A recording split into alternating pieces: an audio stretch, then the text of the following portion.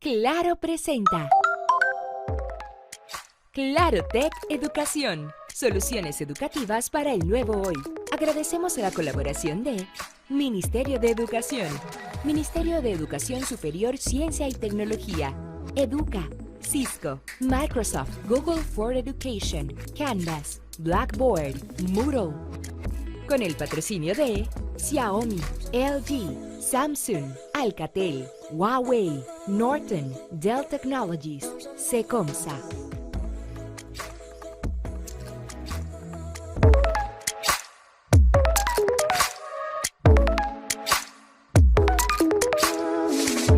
Bienvenidos a Claro Tech Educación, soluciones educativas para el nuevo hoy. Compartiremos con expertos internacionales y marcas especializadas sobre modelos de transformación digital del sector educativo. Conoceremos su experiencia en mercados que son referente de educación en el mundo, casos de éxito y mejores prácticas relacionadas a la enseñanza a distancia. Las principales plataformas colaborativas y de gestión, así como contenido educativo digital gratuito. Serás parte del evento de mayor contribución al ecosistema de enseñanza del país. Ya inicia Claro Tech Educación, soluciones educativas para el nuevo hoy. Demos la bienvenida a nuestra anfitriona, periodista internacional, ganadora de 7 Emmys de la televisión americana. Con nosotros, Alicia Ortega. Muy buenos días, bienvenidos a este segundo día de Claro Tech Educación.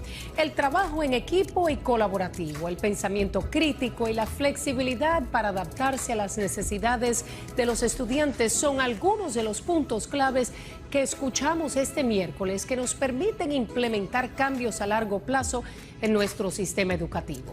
Hoy promete ser un segundo día cargado de herramientas y contenidos que podemos incorporar al modelo de educación virtual que demanda la situación actual por la pandemia. Antes de iniciar con nuestro primer conferencista, le cedemos la palabra a Omar Acosta, vicepresidente de Mercadeo y Comunicaciones Corporativas.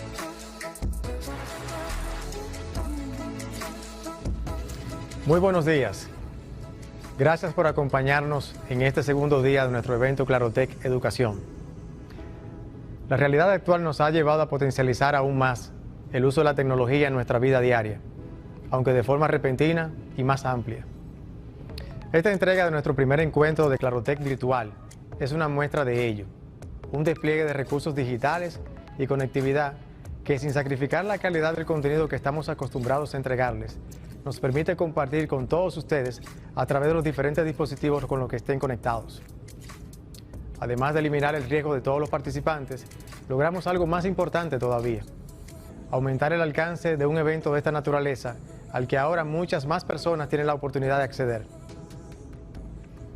El inesperado impacto de un factor externo, que paradójicamente en muchos casos ha sido el promotor principal de la transformación digital de empresas e incluso de sectores completos, hoy día nos presenta la oportunidad de utilizar a nuestro favor la capacidad de la infraestructura de telecomunicaciones con la que contamos. Este es el momento de repensar los procesos operativos y de servicio de nuestras empresas, no solamente como una forma de subsistir, sino también de ser más eficientes, de continuar mejorando la propuesta de valor que entregamos a nuestros clientes y a la sociedad en general. El sector educativo no escapa a este contexto. Es actualmente uno de los más afectados, pero al mismo tiempo uno de los que podría salir más beneficiado con los cambios que proponen los modelos innovadores, soportados en plataformas y herramientas tecnológicas como las incluidas en algunas de las presentaciones de estos 2 días. Durante la jornada de ayer fuimos motivados a reflexionar sobre paradigmas de los modelos didácticos con los que crecimos y con los que aún la mayoría de nuestros propios hijos están creciendo. La necesidad de un sistema flexible, colaborativo y donde la familia juegue un rol protagónico son algunos de los aspectos que tendremos que incorporar en nuestro trayecto hacia la transformación que deseamos. En el día de hoy estoy seguro que descubriremos nuevos paradigmas mientras escuchamos sobre los retos de la educación básica y media. Igualmente, conoceremos algunas de las más reconocidas herramientas de colaboración y de gestión, así como parte del contenido educativo gratuito provisto por la Fundación Carlos Slim a través de sus plataformas digitales, siempre como un complemento a la oferta académica de los niveles básico, intermedio y superior. Todos estos aspectos, cruciales dentro del ecosistema de educación nacional, nos regalan una visión que nos permite planificar el sistema educativo que queremos a futuro, pero también herramientas para abordar la problemática que se plantea en el inmediato. Nuestro compromiso en Claro Dominicana es mantenernos siendo el habilitador de esa evolución y transformación digital para la que nos venimos preparando hace años y asegurar que desde esta posición que podemos seguir apoyando el desarrollo de los distintos sectores productivos del país y a mejorar la calidad de vida de las personas que impactamos a través de la tecnología y la conectividad. Estamos convencidos de que juntos, de forma colaborativa, afrontaremos exitosamente este nuevo reto que tenemos como país, aportando todos a ese fin común. Nuevamente nos llena de satisfacción que estén con nosotros. Su interés e involucramiento valida la relevancia que para todos tiene el tema que abordamos en este momento. Disfrutemos del resto del contenido que hemos preparado para ustedes en el día de hoy. Muchas gracias. Agradecemos al señor Omar de Claro y de inmediato presentamos a nuestra primera conferencista. Se trata de una autoridad latinoamericana en educación, exdirectora superior de educación del Banco Mundial y exsecretaria de Educación de Río de Janeiro, en Brasil. A lo largo de su carrera profesional y académica ha tenido una sola prioridad: mejorar la calidad educativa en Latinoamérica. Actualmente trabaja para el think tank Innovation and Excellence in Education Policies. Recibamos a Claudia Costín con esta primera ponencia: COVID-19 y el futuro de la educación. Hola, yo soy Claudia Costín, soy del Centro de Excelencia e Innovación en Políticas Educativas de la Fundación Getúlio Vargas en Brasil. Es un placer hablar con ustedes en República Dominicana. Voy a primeramente pedir mis excusas porque hablo portuñol, pero intentaré me comunicar lo mejor posible con ustedes. Quiero agradecer a Clarotec por la invitación. El tema de que voy a hablar hoy es educación en tiempos de pandemia. Estamos todos viviendo una situación muy desafiadora, muy triste de la COVID-19, que nos hace tener que vivir con una crisis que no es solamente sanitaria, es una crisis económica y también educativa. Para hablar de educación, quería en primer lugar nos acordar de algunos compromisos internacionales que República Dominicana y 193 otros países establecieron con los objetivos del desarrollo sostenible, en particular el objetivo global para 2030, el ODS 4. Que estipulaba que nosotros íbamos de 2015 para 2030 garantizar la educación inclusiva, equitativa y de calidad y promover oportunidades de aprendizaje a lo largo de toda la vida para todos. El lenguaje suena muy diplomático, pero es un compromiso muy importante porque ahora no hablamos solamente como en los objetivos del milenio de garantizar acceso a la educación, hablamos sí también de conclusión de la educación, de la educación que en los Estados Unidos llaman de K-12, y también garantizar aprendizaje. Entonces, hay algunas metas en que se despliega el ODS 4 y trajo dos para ejemplificar. Entre ellas esta, que hasta 2030 vamos a asegurar, y República Dominicana también asumió ese compromiso, que todos los niños y niñas completen la educación primaria y secundaria libre, de calidad y equitativa, que conduzca a resultados de aprendizaje relevantes y efectivos. Lo que eso quer decir, en verdad, que calidad no es un predio, un inmueble muy lindo, no es piscina o algunas facilidades que hay en algunas escuelas internacionales, pero es niños y niñas aprendiendo lo que es esperado para cada edad. Fácil de hablar, dificílimo de construir el camino para que eso se pase. Y voy a mostrar dentro de pocos minutos cómo Latinoamérica, y voy a hablar un poco lo que mi país y vuestro país están haciendo para que eso pueda ser una realidad en un mundo pre-COVID y cómo el COVID, la pandemia, va a impactar todo eso.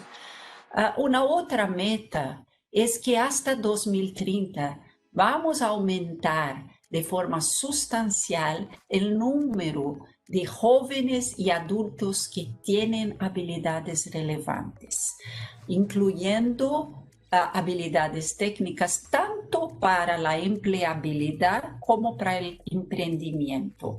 Acá hablamos de los jóvenes que fueran dejados para atrás, que que entraron en la escuela y después abandonaron sus estudios porque tuvieron que trabajar o porque se desinteresaron de la escuela, o componen la generación llamada de Nini, que ni estudian ni trabajan, lo que es muy triste. Y muchas veces desafortunadamente las gangues o el narcotráfico recluta sus funcionarios dentro del grupo a que me refiero aquí. Y es importante que ellos sean preparados para la vida que van a tener, que no es solamente empleo, es ciudadanía también, pero es importante lembrar que en tiempos de la cuarta revolución industrial, o sea, del mundo que incluye el advento de la inteligencia artificial y de una automación acelerada que va a sustituir trabajo humano, la preparación para el mundo del trabajo va a ser mucho importante. Bueno, ¿cómo vivíamos crisis de aprendizaje antes del COVID-19? Porque como vamos a tener la chance, la oportunidad de ver lo que el COVID va a hacer como otras crisis, es desvelar realidades que algunas de ellas estaban un poco ocultas o obscurecidas. Vamos en frente. Bueno, si hablamos de América Latina, es bueno lembrar que América Latina, en el ranking de PISA, un test internacional de calidad de educación oferecida por la OCDE, América Latina se sitúa en el tercio inferior del ranking, lo que quiere decir las habilidades importantes que son evaluadas por este examen ofrecido para jóvenes de 15 años, América Latina no se sale muy bien. Chile se sitúa en el topo de América Latina en eso, y desafortunadamente, como voy a hablar en pocos minutos, República Dominicana, Argentina y Brasil no se salen muy bien. Y el problema empieza temprano en América Latina, muchos de los alumnos están en niveles muy insuficientes de lectura y matemática, mismo cuando tienen 8 para 9 años, muchos de ellos siquiera lograran se alfabetizar, conocer las letras, el código de lectura. Lo que es muy triste porque las desigualdades educativas entre escuelas públicas que no logran eventualmente alfabetizar y algunas escuelas particulares o privadas que lo hacen mismo en la educación parvularia, van a crecer, van a aumentar de una forma muy grande después de eso. Como hablé, y PISA muestra muy bien esta situación, hay una gran desigualdad educacional en América Latina.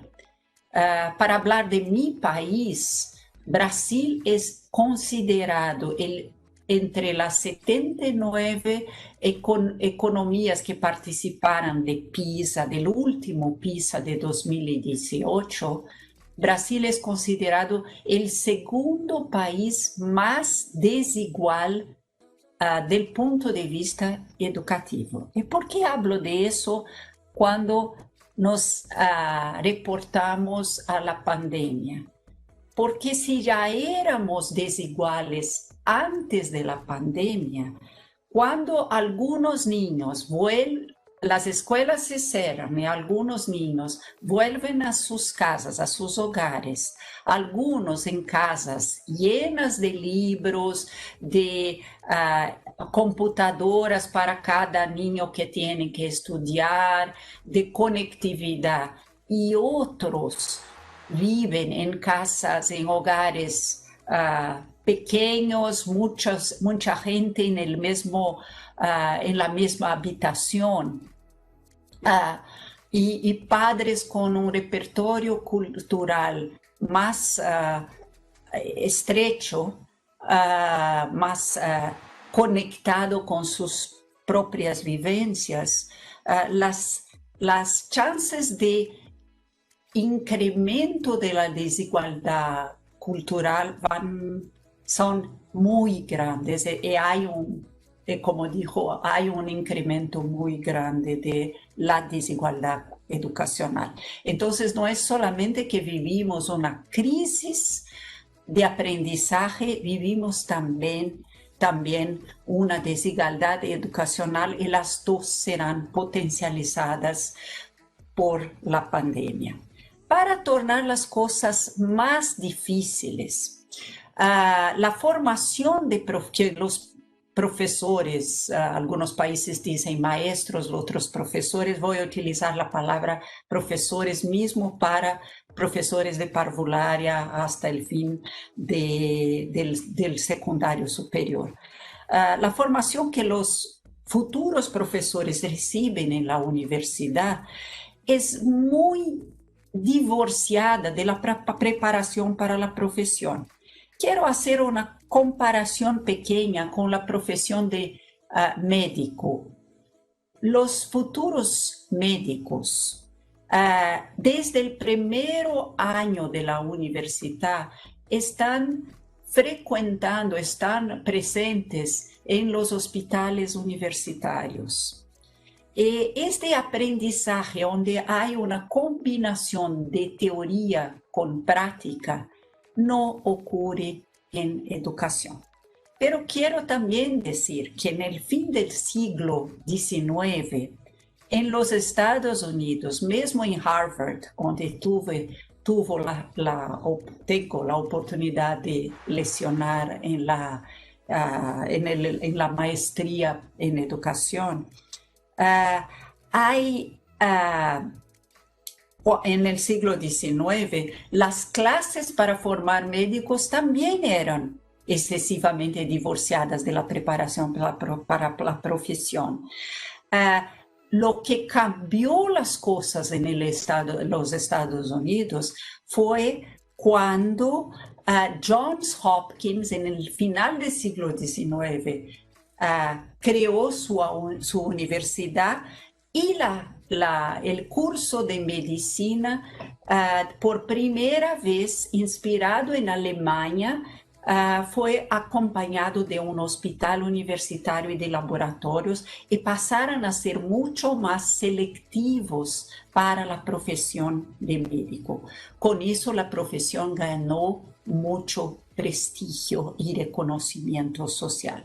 El mismo se pasó en la educación con Finlandia, que también tenía una formación de profesores muy teórica, y hace como unos 40 años, ellos decidieron que en una situación de conflicto con la universidad, decidieron que debería ser mucho más profesionalizante la formación de futuros profesores.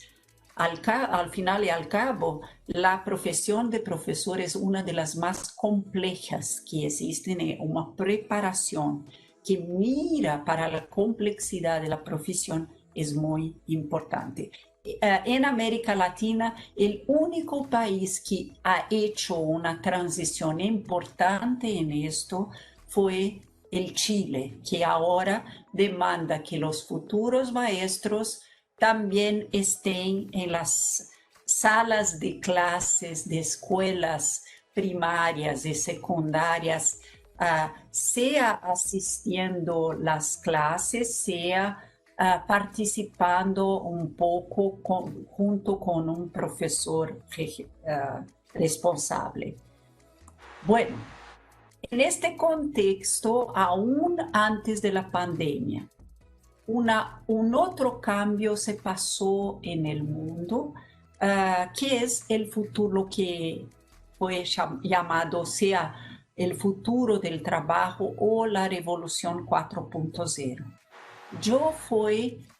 Yo trabajé, fui uno de los miembros de la Comisión Global para el Futuro del Trabajo de la OIT, de la Organización Internacional de Trabajo. Fui la única persona de educación en Ginebra, donde trabajamos por 18 meses para discutir lo que va a acontecer con el mundo, con el advento de la inteligencia artificial, con los cambios que se ven en el trabajo hoy.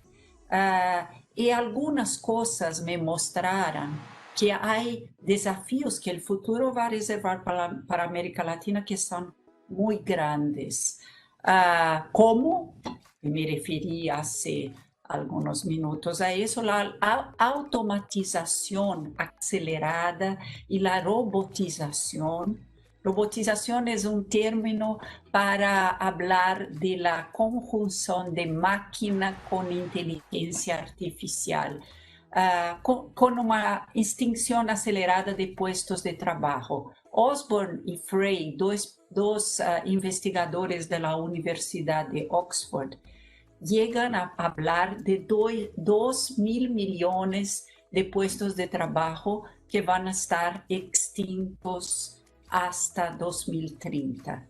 No de una vez solo, pero en olas sucesivas de extinción. Lo que va a demandar de nosotros en el campo educativo, no solamente trabajar con habilidades básicas, pero con habilidades de niveles mucho más sofisticados. No es más suficiente formar los niños o preparar los niños para leer e interpretar textos, tener raciocinio, razonamiento matemático, una mente investigativa que es la base de todas las ciencias, pero también desarrollar análisis más profundizados, pensamiento crítico, saber leer un texto e investigar sus fuentes, que es tan importante en tiempos de redes sociales, pensamiento sistémico y mismo resolución colaborativa de problemas con creatividad. ¿Por qué? Porque los robots no saben hacer eso aún. Cuando hablo, por ejemplo, de la profesión de abogado, no es que todos los puestos de trabajo de la profesión van a desaparecer, pero con la jurisprudencia toda digitalizada, toda legislación digitalizada, basta acoplar un algoritmo o un sistema de inteligencia artificial, que las decisiones de los jueces pueden ser preparadas, que líneas de defensa pueden ser para abogados pueden ser preparadas, lo que significa que abogados novizos que inician su profesión tal vez no sean más tan necesarios, o médicos radiologistas con sistemas de inteligencia artificial ya preparados para interpretar imágenes, exámenes o diagnósticos de imágenes, también no van a ser tan necesarios, pero los que saben hacer análisis más profundizadas estarán aún en demanda. Un otro desafío que vamos a vivir es que la población joven en edad de trabajar va a ser, con la transición demográfica, menor que la población de niños y de ancianos.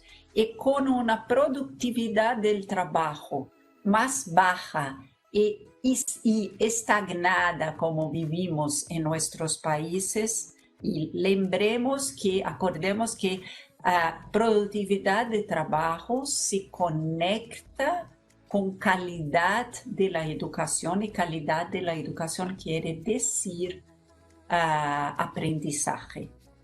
Y por último, pero no menos importante, la desigualdad social va a tender a crecer. Yuval Harari ha dicho eso muchas veces, y otros autores como Martin Ford también. Y el riesgo de populismos, porque una ciudadanía más despreparada, con gran desigualdad social, se torna un caldo de cultura para populismo, sea de derecha o de izquierda, tanto faz. Populismo es la promesa de balas de plata o de soluciones mágicas en términos de políticas públicas. Mucho bien. Frente a esos retos, a esos desafíos, ¿cuáles son las tendencias en educación de los sistemas educativos que tienen una mejor posición en PISA? Ellos colocan una énfasis muy grande en resolución colaborativa de problemas con creatividad, un aspecto que hablé hace poco. No es solamente colaborar, que es una palabra muy importante para el momento que vivimos, y que debe ser transferido a las escuelas, el desafío de colaborar, el equipo escolar, los maestros o profesores de una escuela, trabajar colaborativamente, como preconiza, por ejemplo, Michael Fullan, un gran especialista en políticas educativas, un especialista canadiense que preconiza eso, pero enseñar los niños, los estudiantes, en todos los niveles de educación, a trabajar colaborativamente. No es solamente darles computadoras o tablets para los niños, es hacerlos, enseñarles a utilizar eso para procesos colaborativos, utilizando creatividad. Y se puede mismo pensar en prototipar soluciones para los problemas. Otra tendencia muy fuerte es la enseñanza híbrida. Y acá una pausa para comentar que la pandemia va a dialogar mucho con esto, porque cuando volvemos a las clases presenciales, probablemente por tener que disminuir los tamaños de las salas de clase, el tamaño de los grupamientos de estudiantes, nosotros vamos a tener un sistema de rodicio en que algunos se quedan en casa en cuanto otros tienen clases y después los que estaban en la clase vuelven a casa y con eso se puede pensar en sistemas de sala de clase invertida o como se dice en inglés, flipped classroom, en que al revés de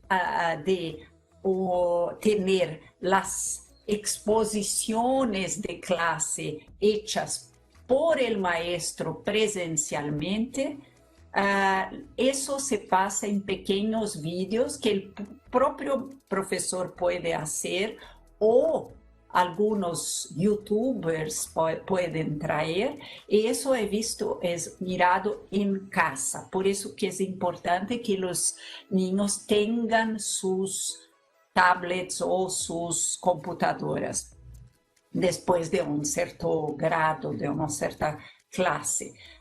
Y miran a eso en casa, y en la clase el maestro enseña a aplicar esos conceptos aprendidos en situaciones de la realidad. Uno de los ítems en que Latinoamérica se sale peor en la prueba PISA es en aplicar conceptos científicos en problemas de la realidad. Entonces sabemos la fórmula de Bhaskara, que es la fórmula de la ecuación de segundo grado, pero no sabemos lo que hacer con ella. Entonces eso es una tendencia importante que ya se vive en los buenos sistemas educativos, mismo aún antes de la pandemia, pero que va a ganar fuerza después de la pandemia en nuestros países. Y una otra tendencia importante es la educación fuera de los muros de la escuela. Irse a museos, irse a utilizar la ciudad como un espacio de aprendizaje y el hogar también. Otra tendencia importante es el combate a la desigualdad educativa.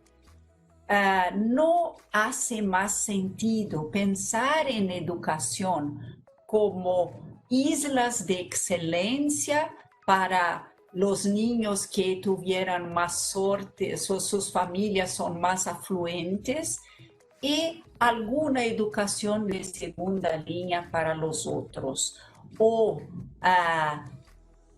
educación de calidad para los más, entre comillas, inteligentes entre los más pobres y para los otros cualquier cosa. No, tenemos que, lo que dice el ODS 4 es, tenemos que tener altas expectativas de aprendizaje para todos los niños, combinar excelencia con equidad. Fácil de hablar, como dijo hace algunos minutos, difícil de hacer, pero podemos. Educación no es para amadores. Otra cuestión importante es la alfabetización mediática. En Inglaterra, un especialista llamado David Buckingham es un profesor muy conocido en el sistema educativo de Inglaterra, creó cursos de alfabetización mediática para enseñar a los jóvenes a leer en las medias noticias, saber separar lo que es fato de opinión, de hecho de opinión, saber investigar si hace sentido lo que aparece en las redes sociales y otras cosas como esa. Y asociado a eso, la cultura digital. cultura digital no quiere decir simplemente utilizar computadoras. Eso los niños son casi nativos digitales. La cuestión es cómo utilizar con seguridad, cómo utilizar para el proceso de enseñanza y de aprendizaje. Muchos maestros en esta pandemia lograron aprender de una manera o de otra cómo utilizar sus computadoras, mismo si nunca antes hubieran utilizado. Pero hay un camino importante para el aprendizaje de utilización que debe ser desarrollado con los maestros a lo largo del proceso todo que estamos viviendo. Otra tendencia importante son las competencias para el siglo XXI. Muchas de ellas son llamadas de competencias socioemocionales, pero yo apunté acá 3 de ellas que se desarrollaron casi naturalmente en el aislamiento social que todos nosotros estamos viviendo, que es la adaptabilidad. Todos nosotros, los alumnos, los maestros, las personas simples, todas vivieron un proceso de se adaptar a una realidad que no se esperaba. No es que imaginábamos que una gran pandemia en que estaríamos lejos de las salas de clase desde marzo de este año, iba a ocurrir y que las personas se quedarían en los hogares. Entonces los niños ya desarrollaron eso. El importante son para los maestros de mirar para eso y utilizar, porque para el futuro del trabajo esto va a ser muy importante para la revolución 4.0. Empatía. Saberse colocar en el lugar del otro, saber mirar al otro que está en proceso de sufrimiento con solidaridad. Eso también se aprendió mucho. Procesos muy lindos ocurrieron en muchos países de personas que se ofrecieron para comprar cosas para los idosos, para llevar víveres, cosas para comer para los que tienen hambre y todo más. Y apertura a lo nuevo, que es tan importante para una sociedad que cada vez más tienen startups o procesos en que vamos a tener que nos reinventar. Como si los puestos de trabajo en el futuro van a ser extintos en olas sucesivas, vamos a tener que nos abrir para el nuevo. La frase que muchas veces es utilizada en muchas profesiones, aprendí a ser abogado de esta manera, o aprendí a ser profesor de esta manera, es así que hago, no va a funcionar más en el siglo XXI. Y por último, pero no menos importante en términos de tendencias, la autonomía, formar para la autonomía, que es el viejo sueño de Dewey, de María Montessori y mismo de Paulo Freire, un gran educador brasileño, desafortunadamente ya fallecido, que es tan importante. Formar para la autonomía es mirar a los alumnos no como si fueran niños pequeños, pero enxergando su potencial de, en parte, ser protagonista de su propio aprendizaje. Lo que no quiere decir que los maestros no tienen un rol. Es que los maestros van a ayudar el proceso de crecimiento y de autorregulación de los niños, que es también una competencia para el siglo XXI. Y también enseñar a ese alumno que él va a ser protagonista de comunidades interconectadas desde la comunidad de su escuela hasta una ciudadanía planetaria, mirar para el planeta y sus desafíos. Mucho bien.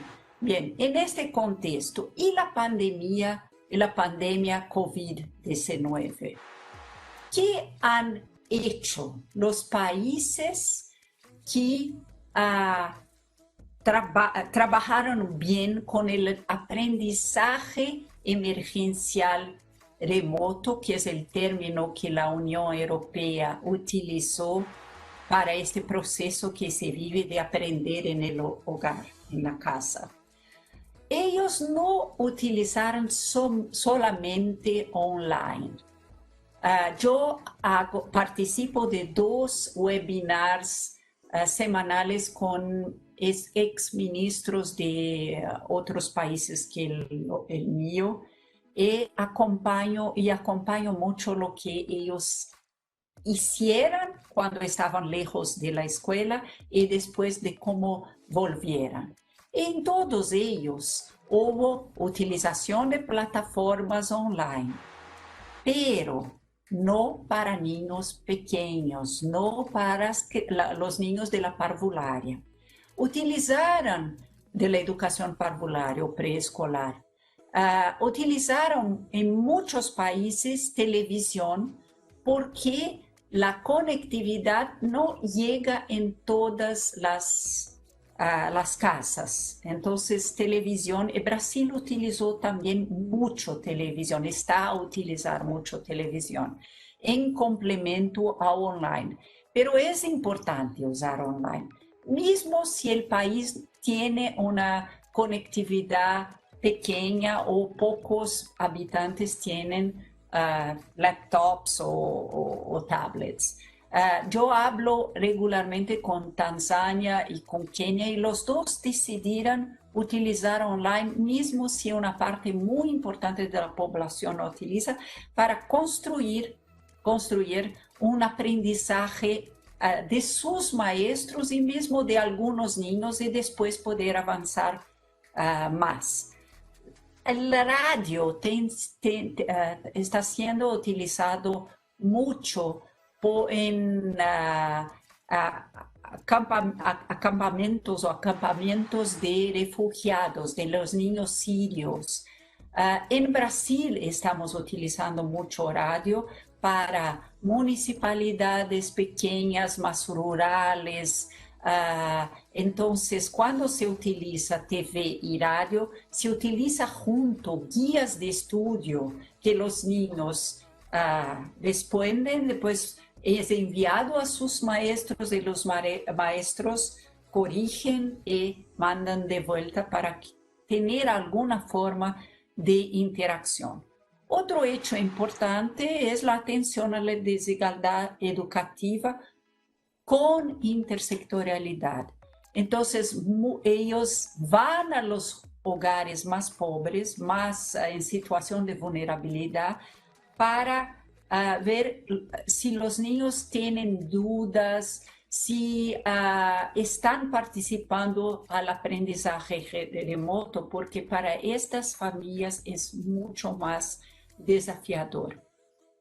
Orientación para los padres utilizando teléfono, grupos de WhatsApp la facilidad de equipamiento, de devices que ellos tienen.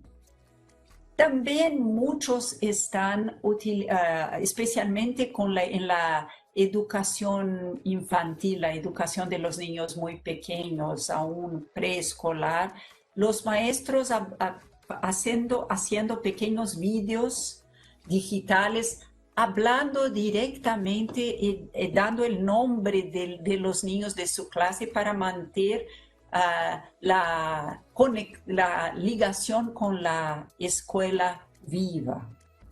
Formaciones de emergencia para los docentes. Cuando las escuelas fueron cerradas, no estábamos preparados para nada de eso. Entonces, son formaciones hechas por medio virtual. No son En los casos de países latinoamericanos que ya están haciendo eso, no son perfectas, pero ocurrió un proceso muy lindo de aprender haciendo. Sí, nada es perfecto en el aprendizaje remoto que se pasa, pero cada vez más, progresivamente, las clases dadas y los aprendizajes mejoran. Con un caveat, con un comentario solamente. Nada sustituye la escuela, el contacto humano, presencial, especialmente con niños y con adolescentes, con teenagers. Pero otra cosa que fue hecho en este momento de aislamiento en la totalidad de los países es utilizar este tiempo que los niños no están en la escuela para planear la vuelta a clases. Porque tenemos que tener protocolos sanitarios, protocolos pedagógicos, preparar psicológicamente los maestros y los profesores para la vuelta a clases, preparar los padres para la vuelta a clases, a mejorar la infraestructura de la escuela del punto de vista sanitario, los baños de las escuelas, los comedores, no sé si esta es la palabra, pero de las escuelas, las cocinas, para que todo pueda marchar bien. Y el regreso a clases. Bueno, por las experiencias internacionales, nosotros en Brasil aún no volvemos a las clases. Yo soy mentora de 50 secretarios municipales y 3 estaduales de educación en Brasil. Esta es la discusión más importante ahora porque muchos estados están en condiciones mejores ahora y se preparan para la vuelta a las clases en octubre, algunos en noviembre. Lo que hicieron los países que ya volvieron, diferentes estrategias. Algunos defienden que es mejor comenzar con los más grandes. ¿Por qué? Porque ellos tienen más maturidad para seguir protocolos sanitarios. Otros defienden, como la Alemania ha empezado con los más grandes, por ejemplo.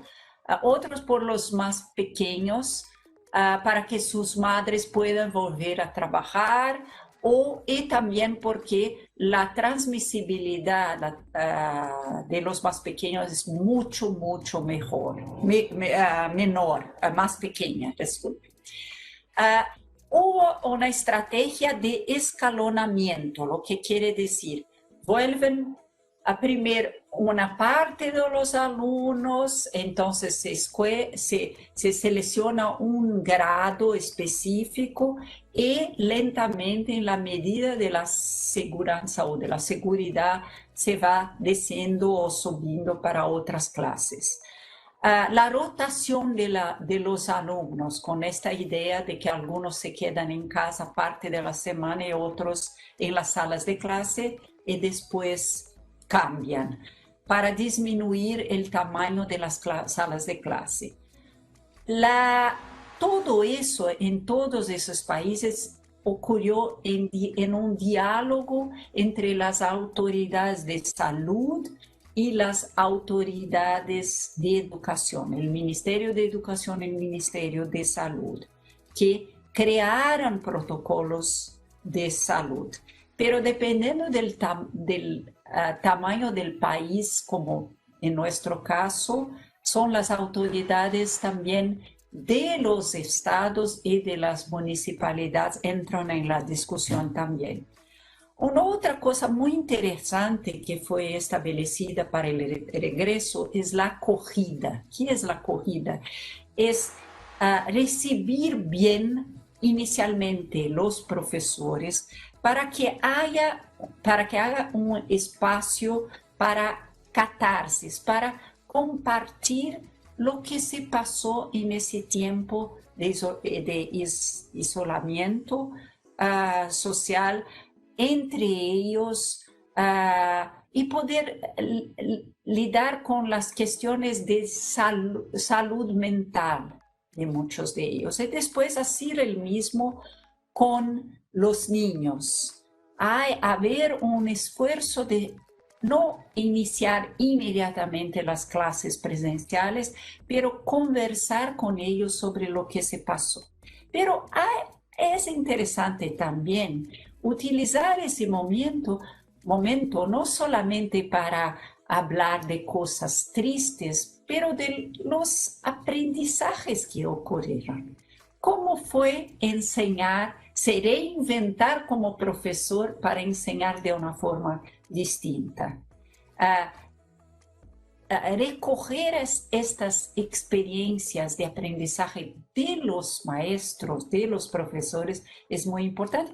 Y el mismo con los niños. Y vamos a nos sorprender ciertamente con el número de niños que desarrolló un poco de autonomía, que aprendieron a solos a asistir sus clases mismo cuando los padres están en teletrabajo o están fuera buscando alguna forma de renta para dar de comer a sus hijos. Otro punto importante en las experiencias internacionales es la evaluación diagnóstica.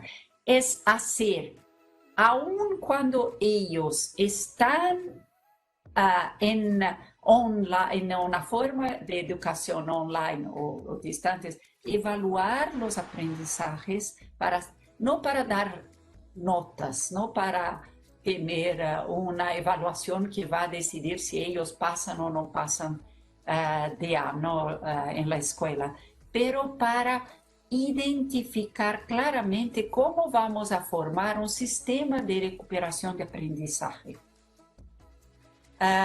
Y el mismo después, cuando ellos vuelven a la clase y termina la acogida, para saber cómo vamos a trabajar con ellos. Vamos a hacer una enturmación con clases del mismo nivel de dificultades. ¿Qué vamos a hacer con los que no lograron participar de las actividades de aprendizaje remota?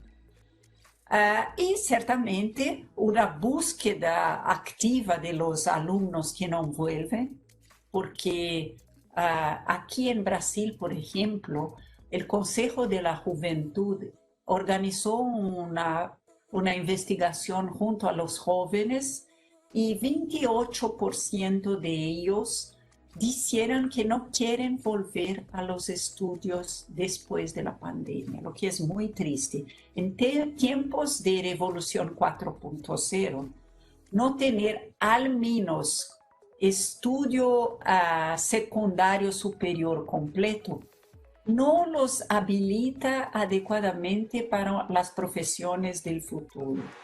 Muy triste. La formación continuada de docentes para el regreso y en el regreso, para consolidar los aprendizajes que ocurrieron durante ese periodo. Y la pospandemia, ¿qué va a pasar con la educación en el futuro y con la vida en el futuro? Yo siempre digo que las crisis son momentos muy difíciles y la crisis del COVID es una de las más tristes. Mucha gente se fue, las familias perdieron entes queridos. En Brasil, donde la situación es muy grave, fue muy grave, es terrible lo que se pasó económicamente también, pero crisis son momentos de mucho aprendizaje e innovación también, de rupturas de paradigmas. Y eso se pasó en nuestros países también. De alguna manera, una enseñanza híbrida va a se plantear para el futuro. Y hubo durante la pandemia en muchos de nuestros países que ya empezaron la respuesta educacional a la COVID, una aceleración de la inclusión digital de profesores y de alumnos. De una manera o de otra, las habilidades digitales van a pasar a ser trabajadas en la formación inicial de los profesores, en la universidad o en las escuelas que forman futuros profesores. Pero no basta aprender a utilizar las computadoras para el proceso de enseñanza o los tablets, pero también formar los maestros para la utilización de las metodologías activas en el proceso de enseñanza, saber tener una forma de enseñar no tan tradicional, no solamente escribiendo en el cuadro negro o blanco, tanto faz, pero interagiendo mucho más con los niños, enseñándolos el pensamiento sistémico, abstracto, crítico, y también a prototipar sus soluciones. La idea de espacios maker y de una cultura maker va a crecer mucho. Otra cuestión importante es la conectividad de las escuelas y de los hogares. Hoy es un tema de la agenda. Nosotros vimos que no es posible aprender si no hay conectividad en banda ancha de alta velocidad. Y cada vez más eso entra en la agenda. Yo lembro de Malasia, que hace unos 7 años planteó en la agenda nacional la conectividad de los hogares, no solamente de las escuelas. Podemos pensar en lo mismo. Y algunas habilidades desarrolladas por los alumnos, como dijo en el comienzo, en la pandemia, van a ser mucho útiles más tarde con la revolución 4.0 o el futuro del trabajo. Era esto que quería plantear. Es un placer hablar con ustedes. Y si más tarde tienen preguntas que quieren discutir conmigo, tengo ahí mi Twitter, hablo todos los días con maestros e investigadores de educación de todo el mundo, y mi Twitter es @Claudia Costin, y tendré mucho gusto de dialogar con ustedes en mi portuñol. Es un placer hablar con ustedes. Gracias, señora Costin. Nuevamente escuchamos 2 puntos claves en su ponencia: el pensamiento crítico y el trabajo en equipo, o sea, el colaborativo. Me sorprende realmente la cifra del 28% de estudiantes encuestados que dijo no quiere volver a la escuela tras el paso de la pandemia. ¿Cuál podría ser el impacto emocional de este proceso en nuestros niños y adolescentes, y cómo los podemos ayudar y acompañar en este proceso? Bueno, el impacto emocional de la pandemia, muchos especialistas están estudiando eso, es muy grande. ¿Por qué? Porque especialmente los jóvenes, los adolescentes, los jóvenes, ellos necesitan de socialización, y por más que hablen ahora en redes sociales, muchos de ellos que tienen computadoras o algún instrumento para conexión digital, no es la misma cosa. Entonces hay un problema muy grande, y hay también un problema económico, porque sus padres perdieron empleos, y si ellos son más viejos, hay una presión para que interrumpan sus estudios para buscar fuentes de renta más importantes, pero la cuestión emocional es muy importante. Por eso que la acogida va a ser tan importante al volver a la escuela, los contactos con sus padres también, y mismo un trabajo de los equipos de salud que se conectan a la educación para observar si no hay problemas más graves de salud mental. Yo quiero hablar de un último problema que es el problema de los niños con discapacidades, especialmente en el espectro autista, que para ellos es muy desafiador mudar las rutinas del día. Entonces, algunos países están trabajando con, no solamente durante el aislamiento social, hablar con sus padres y dar orientaciones de lo que eso debe ser hecho, pero la vuelta a las clases, hacerlos volver antes de los otros para que los equipos de educación especial puedan reintroducirlos a sus clases de una forma más organizada. Usted dijo que nada sustituye ese contacto presencial. ¿Qué tan importante es mantener la interacción social en el proceso educativo virtual y cómo podemos preservarla? Bueno, algunas ideas fueron desarrolladas para eso, sea con profesores de niños pequeños que van en ciudades pequeñas, percorren los hogares de las familias en coches, en autos, para ir saliendo con sus máscaras, acenando para el niño.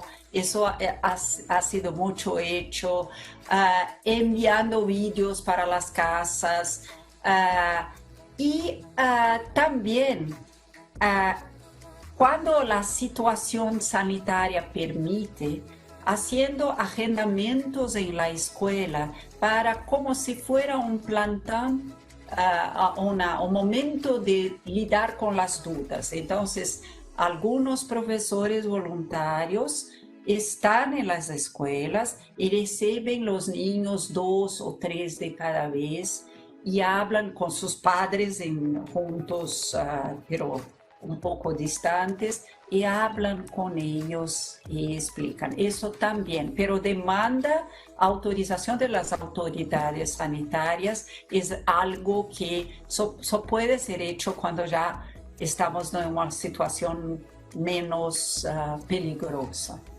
El modelo de educación virtual podría ser retador para los infantes, eso lo sabemos. ¿Cuáles son sus recomendaciones en este sentido? ¿Y qué tanto deben y podrán involucrarse los padres en este proceso? ¿Y cómo deben manejar este nuevo entorno de aprendizaje? No sé cómo dicen en República Dominicana, pero nosotros llamamos de primera infancia o la niñez, la primera niñez, que quiere decir de hasta como 6 años de edad. Eso es un periodo en que la utilización de tablets no es muy recomendada. Al menos para los niños de 4 y 5 se puede utilizar, pero mucho poco. Entonces, lo que es más fácil es establecer una comunicación con estos padres y darles algunas orientaciones de lo que pueden hacer o enseñar a alguna persona de la familia que va a se quedar con los niños a hacer para continuar. 2 cosas que son muy importantes, 3 cosas que son muy importantes con los niños pequeños. Una es la salud del pequeño. Entonces, orientaciones para la salud de los pequeños. Otra es la estimulación cerebral. es muy importante estimular el cerebro de los niños muy pequeños. Y la tercera cosa, y la más importante, es mantener vínculos o conexiones afectivas entre los padres, quien se ocupa del niño y el niño. Para que un niño aprenda bien, es muy importante que él tenga establecido un nexo afectivo, no solamente con sus padres, pero con cualquier persona que quiere le enseñar algo. Entonces, eso es un elemento importante. Entonces, orientar estos padres es extremadamente importante. Y eso en Brasil está siendo hecho por grupos de WhatsApp, dada la omnipresencia de los celulares, mismo en familias muy pobres, o por teléfonos. Por años se ha satanizado el uso de los aparatos electrónicos y el tiempo que pasan frente a la pantalla nuestros hijos. ¿Ha cambiado esa percepción y cómo equilibramos ahora el tiempo de aprendizaje y el tiempo de entretenimiento a través del mismo medio digital? Bueno, si yo hablara con un grupo de madres y padres de jóvenes, yo diría olviden las prohibiciones. Esto es un tiempo que el más importante cuando uno se queda en casa, de tener paz y no de tener disputas muy frecuentes sobre eso. Después, cuando la pandemia termine, vamos volver a una rutina diferente. Pero con los niños pequeños, es importante, sí, hacer con que ellos tengan tiempo para se ejercitar físicamente también. Y es muy adictivo mirar para pantallas, especialmente si uno trabaja con soluciones gamificadas, que es lo que se hace con niños pequeños y mismo con niños un poco más grandes. Entonces, yo diría que es importante controlar un poco, pero lembrar que las rutinas pueden cambiar cuando las clases vuelven. Y no es bueno satanizar las pantallas, porque tenemos que construir un letramiento digital y un analógico. Los dos letramientos serán importantes para el futuro. Como dice una investigadora de esta área que se llama Marianne Wolf, una neurocientista, que escribió un libro muy interesante se queda como recomendación, El cerebro digital. Si usted tuviera que escoger dos prácticas ya probadas en otros países que podríamos implementar aquí en República Dominicana en estos momentos de la pandemia, tomando en cuenta nuestra realidad social y económica, ¿cuáles serían? Yo diría una prioridad que no parece con prioridad, que es: no vamos a ser perfeccionistas, vamos a aprender a lo largo del proceso, porque es el learning by doing, como se dice en inglés, o aprender haciendo. No es momento de decir o tengo una cosa perfecta o no hago nada. Entonces, lo que los países hicieron y que fue muy rico fue aprender haciendo. Esa es una. La otra es tener una mirada especial para la desigualdad social, tener alternativas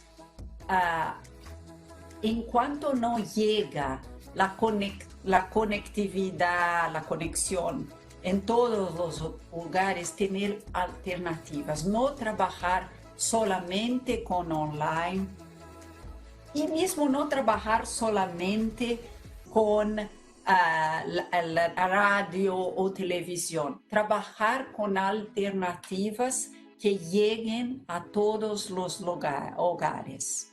Gracias, señora Costín. Continuamos con Clarotec Educación.